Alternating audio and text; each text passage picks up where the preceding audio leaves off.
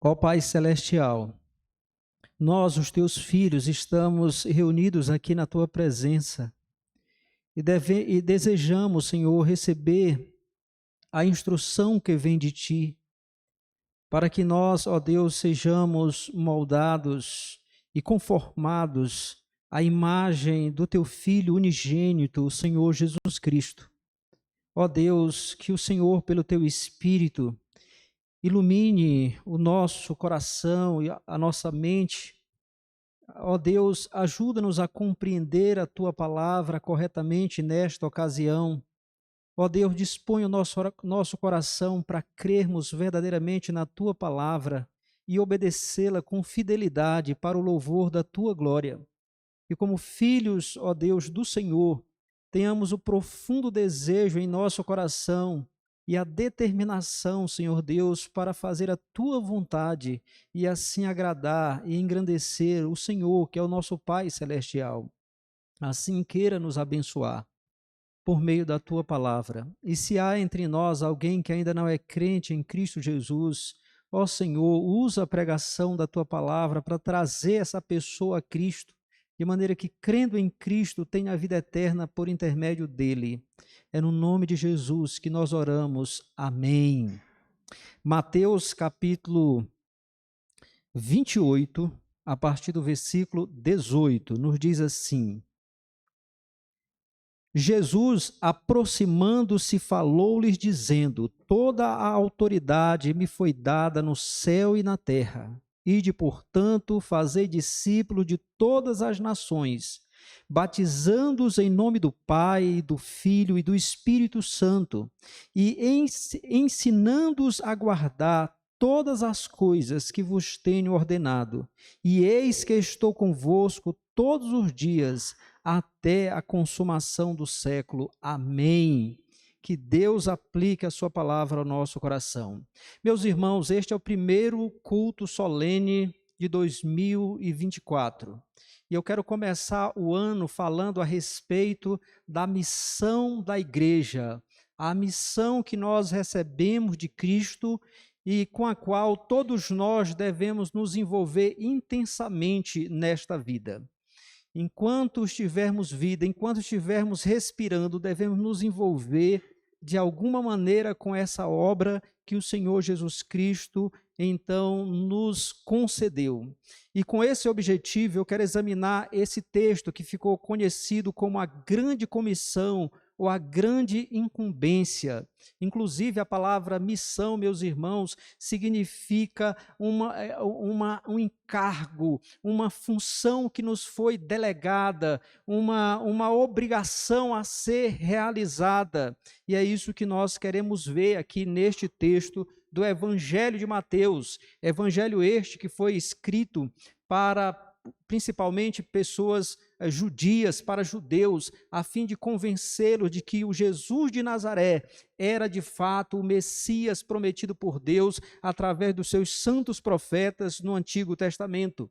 Mateus, ele começa o seu evangelho com a genealogia do nosso Senhor Jesus Cristo, e aí ele fala sobre a gravidez de Maria, o nascimento do Senhor Jesus, ele fala a respeito, descreve o ministério do nosso Senhor Jesus Cristo, a sua morte ali na cruz do Calvário, também a sua ressurreição gloriosa, e chega a esse ponto que é a conclusão do seu evangelho. Segundo alguns estudiosos, ou muitos estudiosos, tudo no evangelho de Mateus converge exatamente para esse ponto. Aqui é a conclusão, é o ponto alto do evangelho de Mateus. Depois da morte e ressurreição do Senhor Jesus Cristo, o Senhor Jesus, então ressurreto, glorioso, ele se reúne com os seus apóstolos num dos montes ali da Galileia, e então fala para eles aqui a respeito da missão que eles, e não somente eles, porque eles aparecem ali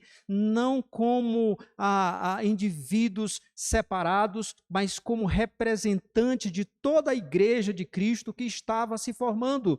Então ele se reúne ali e passa então aquela missão que a igreja deveria cumprir até o seu retorno, o retorno do Senhor Jesus Cristo. E então, irmãos, posto isso, eu queria destacar deste texto alguns pontos importantes. Primeiro, se você gosta aí de anotar, nós vamos falar sobre a autoridade da missão. Em segundo lugar, sobre o cerne da missão.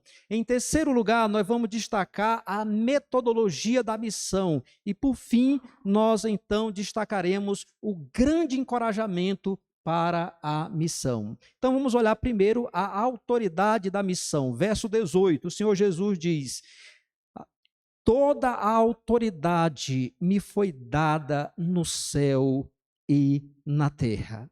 Toda a autoridade. O Senhor Jesus Cristo, ele tinha cumprido a missão que ele recebeu do Pai. Na eternidade, antes que houvesse mundo, o Senhor Deus, as três pessoas da Santíssima Trindade, entraram numa aliança chamada de Aliança da Redenção, em que o Filho se compromete, via este mundo, assume a responsabilidade de se tornar como um de nós, viver a vida perfeitíssima que nós não podemos viver, a vida imaculada que nós não podemos viver, via este mundo oferecer-se em sacrifício perfeito, eficaz e suficiente para cancelar os pecados do seu povo. Ele, de fato, na plenitude do tempo, ele vem a este mundo, ele assume a nossa natureza, ele vive em perfeita obediência ao Pai e oferece-se em sacrifício perfeito na cruz do Calvário para cancelar todos os pecados do seu povo. Mas ele não fica debaixo do poder da morte. Ao terceiro dia, ele ressuscita gloriosamente, incorruptível, imortal, o Rei da glória. E agora ele reúne com os seus discípulos e diz essa frase, faz essa afirmação grandiosa: toda a autoridade me foi dada no céu e na terra. Assim o Senhor Jesus Cristo, ele entra naquele estado que os teólogos chamam de estado de exaltação. Com a sua ressurreição, ele sai daquele estado de humilhação que estava ali sob a morte, para agora reinar absoluto sobre tudo e sobre todos, como Messias divino. E quando ele diz toda a autoridade, nós devemos observar que não é muita autoridade, não é uma imensa autoridade, mas é toda a autoridade. Ele agora tem em suas mãos as rédeas do universo, da história e de tudo. Vejam o que ele diz aqui, que toda a autoridade me foi dada no céu e na terra. No céu e na terra. A expressão céu e terra é muito usada na Bíblia para se referir a todo o universo, a toda a criação. E a autoridade de Cristo, portanto, não é sobre uma parte da terra, não é somente sobre toda a terra, mas é sobre todo o universo. Portanto, ele tem toda a autoridade sobre tudo e sobre todos. Como um teólogo, Abraham Kuyper, disse: não há um único centímetro em todo o universo que Cristo não diga, é meu, porque ele é Senhor sobre tudo e sobre todos. E isso, irmãos, que está acontecendo aqui, é o cumprimento de uma promessa. Aqui, aquela visão que Daniel teve lá no capítulo 7, o livro de Daniel, boa parte, especialmente a segunda parte do livro, é composta de visões. E no capítulo 7, se você quiser abrir a sua Bíblia, capítulo 7, do verso 9 ao 14, ele tem uma visão que nos diz assim, capítulo 7 de Daniel, a partir do versículo 9. Continuei olhando até que foram postos uns tronos, e o ancião de dias se assentou, sua veste era branca como a neve, e os cabelos da cabeça como a pura lã. O seu trono eram chamas de fogo, e suas rodas eram fogo ardente. Um rio de fogo manava e saía de diante dele. Milhares de milhares o serviam, e miríades de miríades estavam diante dele. Assentou-se no tribunal, e se abriram os livros. Vejam a visão de Deus. Deus glorioso, diante de quem estão os anjos, miríades e miríades de anjos. Verso 11, então estive olhando por causa da voz das insolentes palavras que o chifre proferia. Estive olhando e vi que o animal foi morto e o seu corpo desfeito e entregue para ser queimado.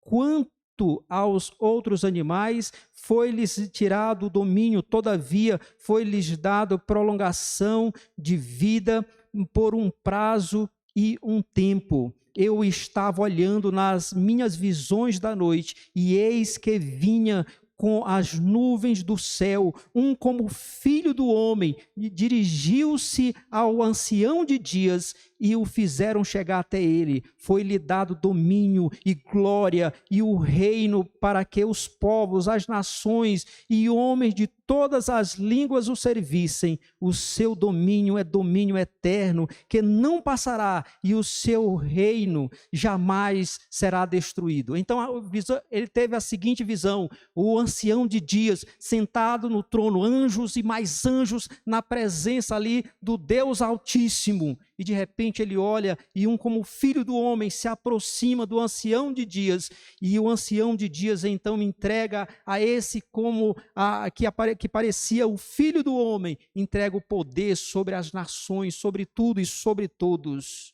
Ali a visão de Deus, o Deus Pai, dando ao Deus Filho a autoridade sobre tudo e sobre todos. Aqui, voltando para Mateus, capítulo 28, que nós temos é o cumprimento dessa visão, porque aqui o Senhor Deus deu ao Filho, o Deus Pai, dá ao Deus Filho agora a autoridade sobre tudo e sobre todos, sobre todas as nações, sobre todos os povos, sobre toda a criação. E por isso Jesus disse: toda a autoridade me foi dada no céu e sobre a terra. E é nessa autoridade que a igreja cumpre a missão. É debaixo da autoridade desse rei soberano sobre tudo e sobre todos, que nós, pecadores frágeis, fracos, como Paulo diz, vasos de barro, cumprem a missão. É no poder do nosso rei, o Senhor Jesus Cristo. É essa a autoridade da missão. Em segundo lugar, irmãos, quero destacar aqui o cerne da missão, versículo 19, que nos diz: ide, portanto, fazei discípulos de todas as nações, batizando-os em nome do Pai e do Filho e do Espírito Santo. Vejam a palavra portanto, uma vez que Cristo agora, ele tem toda a autoridade, todo o poder sobre tudo e sobre todos, portanto agora ele diz aos seus discípulos: vão e façam discípulos. Debaixo dessa autoridade. E o cerne da missão, aquilo que é a missão da igreja, é o que está dito aqui: ide, fazei discípulos de todas as nações. A palavra ide significa, ela carrega uma força imperativa, embora o verbo ide aqui não seja o verbo que está realmente no modo imperativo, aquele modo que nós ordenamos: faça isso, faça aquilo, não faça isso, não faça aquilo outro. Então é o modo que nós usamos para dar ordens. Embora essa palavra ide não esteja nesse modo, ela carrega a força imperativa do verbo principal, que é traduzido aqui pelas palavras fazei discípulos. Portanto, o que o Senhor Jesus está dizendo é, de fato, vão e cumpram e realizem uma tarefa específica. E a tarefa é exatamente esta, que está expressa aqui: fazei discípulos de todas as nações. Mas a melhor tradução, irmãos, para essa frase é a seguinte: discipulai todos os povos. Todos os povos. Por quê? Porque as palavras aqui, fazei discípulos, na verdade, é a tradução de uma única palavra grega. No original, no grego, é uma só palavra que significa discipular, ou discipulai, ou discipulem, e que é o verbo principal. E o que o Senhor Jesus está dizendo é: vão e discipulem os povos, porque nações aqui, a palavra nações, não está se referindo a uma organização política e geográfica, como por exemplo, Brasil, Argentina, Chile. Não, aqui a palavra nações é a palavra grega que nos dá, que deu origem à nossa palavra etnia, que significa exatamente povos que têm a sua cultura, a sua origem, a sua história. Por exemplo, aqui na nação brasileira, nós temos vários povos. Nós temos os indígenas, os quilombolas e outros. E o que ele está dizendo aqui não é, porque a palavra nação pode nos dar a ideia assim, não, se nós ganharmos algumas pessoas do Brasil, da Argentina, do Chile, do Uruguai, nós cumprimos a missão. Não, mas aqui o que o Senhor Jesus está dizendo é discipulai, ou vão e discipulem todos os povos. A obrigação é alcançar cada etnia, cada grupo cultural em todo o planeta Terra. Essa é a missão da igreja. Portanto, a tradução aqui melhor é: vão e discipulem todos os povos, todas as etnias. É isso que ele está dizendo aqui. E através, irmãos, dessa obra maravilhosa, grandiosa, de evangelização, de discipulado, que o Senhor Deus, Ele cumpre a sua promessa que fez a Abraão e aos demais patriarcas, aquela promessa que Ele fez também através dos seus santos profetas. Por exemplo, aos patriarcas, Ele disse, em ti serão abençoados todos os povos, todas as etnias da terra. Aos profetas, nós vamos ver que ia chegar um tempo em que os gentios seriam alcançados com a graça salvadora. Nós vamos ver nos Salmos que chegaria um dia que o conhecimento do Senhor cobriria toda a terra, assim como as águas cobrem o mar. E é exatamente através da evangelização, do discipulado, meus irmãos, da obra missionária, que Deus está cumprindo essa promessa gloriosa. Porque quando nós, de fato, somos fiéis e pregamos o Evangelho para os nossos familiares, para os nossos vizinhos, para os nossos colegas de universidade, de escola, enfim, em qualquer contexto que nós estivermos, que nós levamos as boas novas, pessoas vêm a Cristo, pessoas estão sendo abençoadas por meio do descendente de Abraão, que é Cristo, porque estão sendo alcançadas com a graça salvadora. Quando nós cooperamos com a obra missionária, quer orando, quer ofertando, nós estamos contribuindo e sendo nós usados para que Deus cumpra a sua promessa de alcançar os povos. Porque essa, meus irmãos, é a missão da igreja, discipular todos os povos. E nós não podemos perder isso de vista, meus queridos, porque nós precisamos compreender que aqui o que nós temos não é a grande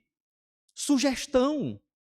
O Senhor Jesus aqui não está sugerindo aos discípulos que eles façam alguma coisa. Aqui ele está ordenando, de fato, é a grande comissão. O Senhor Jesus está dando uma responsabilidade, uma obrigação, um dever no qual a igreja devia focar e trabalhar para cumprir essa missão do Senhor Jesus, que o Senhor Jesus Cristo está dando à sua igreja. Inclusive, lá em João, ele vai dizer por 2 vezes, assim como o Pai me enviou, eu vos envio a vós.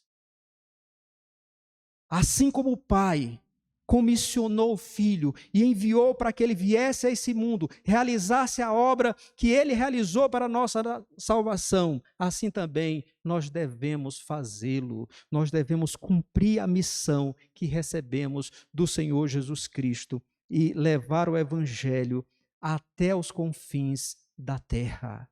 E nós fazemos isso, irmãos, tanto orando pela obra missionária, contribuindo financeiramente para essa obra, mas também, meus irmãos, falando para as pessoas que nos cercam, que não conhecem a Cristo, que estão caminhando para o inferno e que precisam da graça de Deus. nós precisamos anunciar. Infelizmente, hoje em dia, boa parte da igreja está vivenciando não a grande comissão, mas a grande omissão.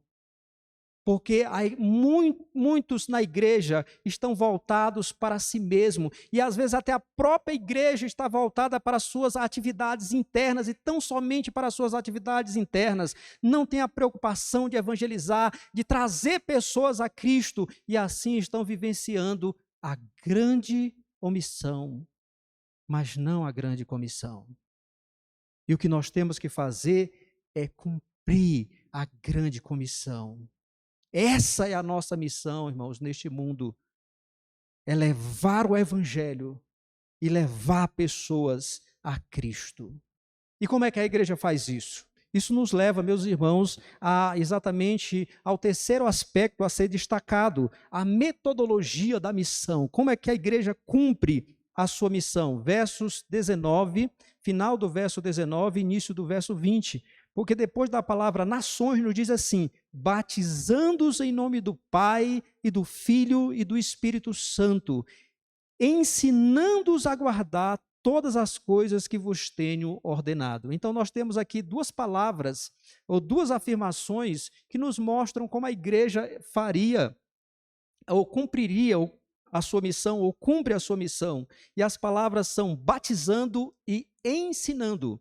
Então, a palavra aqui, essa primeira, batizando em nome do Pai, do Filho e do Espírito Santo. Isso implica um conhecimento prévio do Evangelho, porque ninguém, nenhum adulto, nenhum jovem, nenhum adolescente é batizado sem que professe a sua fé, sem que ouça o Evangelho, entenda o Evangelho e então, crendo em Cristo, é batizado.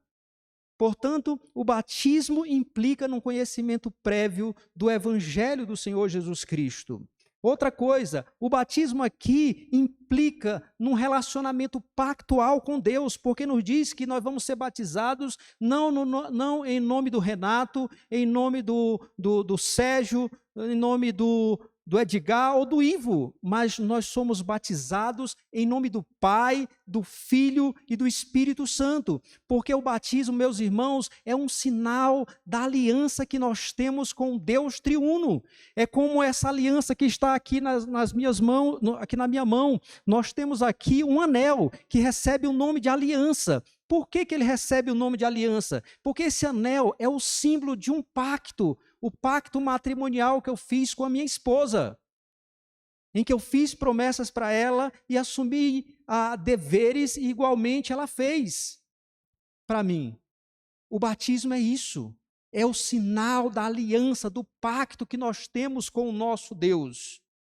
Além disso, meus irmãos, o batismo também, ele implica num compromisso com o povo de Deus, porque quando nós professamos a nossa fé em Deus, somos batizados, nós passamos a fazer parte do povo da aliança, do povo que está pactuado com o Senhor, e assim nós temos obrigações, não só com Deus, mas com esse povo com o qual nós nos congregamos e nos reunimos. Então, fazer discípulo, como é que a igreja faz? Levando o evangelho, batizando os conversos, e tem mais uma coisa, observem, o versículo diz, ensinando, verso 20, ensinando-os a guardar todas as coisas que vos tenho ordenado, que vos tenho ordenado.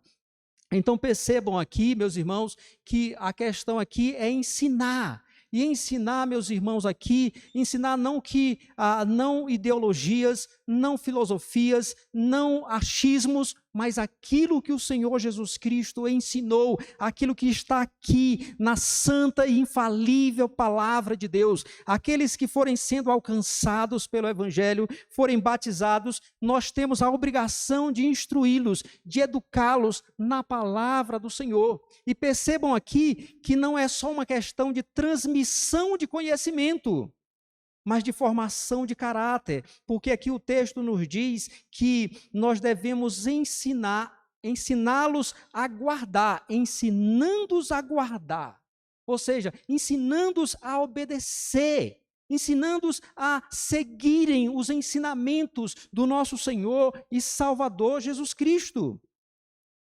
Isso então, irmão, significa que a missão envolve dois grandes movimentos: o de ir e alcançar, e o de edificar os que foram alcançados. É assim que nós cumprimos a missão. Alcançando de fora e edificando os de dentro, esses que foram alcançados, edificando os de dentro e alcançando os de fora. Esses dois movimentos nós devemos então fazer. E aí, irmãos, como? Aqui nós aprendemos que o Senhor Jesus Cristo, ele não só nos deu a missão, ele nos disse como realizá-la. Portanto, nós não devemos inventar moda, nós não devemos inventar coisas, nós devemos simplesmente cumprir aquilo que o Senhor já ordenou e já deixou claro. Nós temos uma missão a fazer: discipular todos os povos. E o Senhor Jesus disse: como fazer isso? Pregar o evangelho a toda criatura, batizar os conversos e discipulá-los, ensiná-los, educá-los na palavra do Senhor. É assim que nós cumprimos a nossa missão. Por outro lado, irmãos, uma lição muito importante aqui para aqueles que ainda não são crentes em Cristo Jesus, aqueles que ainda não são discípulos, porque aqui nos mostra aqui a palavra do Senhor como uma pessoa se torna um discípulo do Senhor Jesus Cristo. Como é que alguém se torna discípulo do Senhor Jesus Cristo? Muitas pessoas pensam que é simplesmente ir a qualquer igreja evangélica e ali começar a frequentar, pronto, eu já sou um discípulo de Cristo. Não, segundo o texto, para que você seja um discípulo de Cristo, você precisa crer no evangelho verdadeiramente, abraçar o evangelho, e o evangelho nos conta a respeito de Cristo Salvador. Significa você entender que Cristo de fato é o Messias, é o Salvador, de que de fato ele morreu pelos seus pecados, você crê nisso, arrepender-se dos seus pecados e abraçá-lo. Mas isso ainda não é o fim, ainda não é tudo. Você precisa ser batizado, você precisa assumir um compromisso público com o Senhor Jesus Cristo, professar a sua fé publicamente e ser batizado. Em terceiro e último lugar, você precisa viver de acordo com os ensinamentos de Cristo. Viver de acordo com aquilo que o Senhor Jesus ensinou e ordenou. E a minha questão para todos nós aqui é esta: nós estamos vivendo segundo os ensinamentos de Cristo? Porque discípulo, meus irmãos, é aquele que aprende do mestre, através dos seus ensinos, dos seus exemplos, do seu caráter. E a minha questão para mim e para vocês é: nós estamos aprendendo do mestre, através dos seus ensinos, do seu caráter revelado aqui nas Escrituras e dos exemplos que ele nos deixou? É assim que nós estamos caminhando em nossa vida? Ou cada um está vivendo a sua maneira, ao seu bel prazer? Porque ser discípulo de Cristo não é só frequentar uma igreja, irmãos. É viver de acordo com seus ensinamentos, vivendo na fé que um dia foi professada, e à luz daquele compromisso, o batismo que nós recebemos diante do Senhor, e em nome do Senhor. Isso é ser discípulo do Senhor Jesus Cristo. E a questão é: você tem essas credenciais? Você crê verdadeiramente em Cristo? Você de fato professou com sinceridade a sua fé em Cristo e foi batizado? Você está vivendo segundo os ensinamentos do Senhor Jesus Cristo? Por último, irmãos, o último aspecto a ser destacado aqui do nosso texto é o grande encorajamento para a missão. Final do versículo 20. E eis que estou convosco todos os dias até a consumação do século. Então observem, meus irmãos, que quem está conosco, quem está com a igreja, é aquele que tem todo o poder, toda a autoridade, aquele que governa sobre tudo e sobre todos.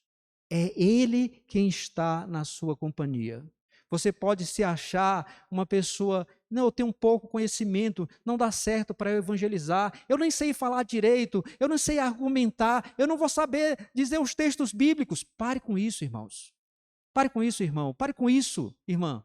Se você é um crente em Cristo, você tem o Espírito Santo, e quem está em você e com você é o Rei da Glória, aquele que tem toda a autoridade sobre os céus e sobre a terra. Então vá com coragem e abra a sua boca e anuncie o Evangelho de Cristo, porque esse Evangelho é o poder de Deus para a salvação de todo aquele que nele crê. Abra a sua boca e fale de Cristo, porque quem está conosco é o Senhor Jesus Cristo. E eu queria que vocês percebessem como a grande comissão ela está, vamos dizer assim, configurada, porque aqui essas palavras de encorajamento elas estão como uma moldura de um quadro. E a primeira coisa que Jesus disse para os seus discípulos: toda autoridade me foi dada no céu e na terra. O que ele diz por último: eis que estou convosco todos os dias até a consumação do século.